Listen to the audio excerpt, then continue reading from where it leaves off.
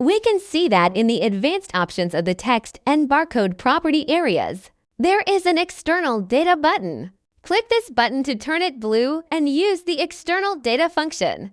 Click the button and the right attribute area becomes the external data management interface. When you select the U disk to import data, click the button to enter the preview interface. Select the file to be printed and click the button. Load one line of data to print each time until the end of the file. Set the start line, end line, current line to be printed, and select stop or repeat printing after the job is completed. If you print an Excel table, the data can still be loaded effectively when the number of edited information is less than or greater than the number of data columns in the Excel table. This function only supports Excel tables in XLSX format.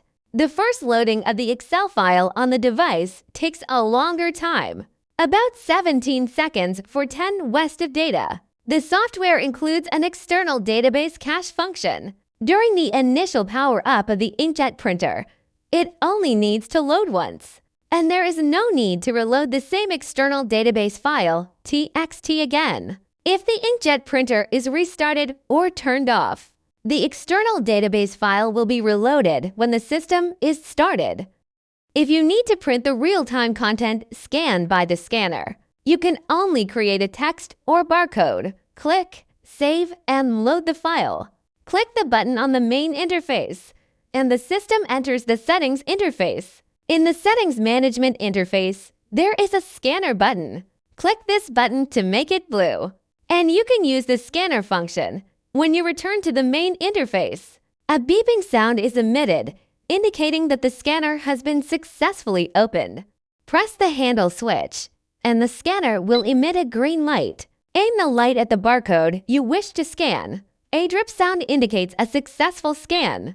Place the device on the object you want to print, then drag it to the right to complete the printing. Clear cache. If you need to print other data, you need to clear the cache in the device. Otherwise, you will print the cached data the last scan of one data.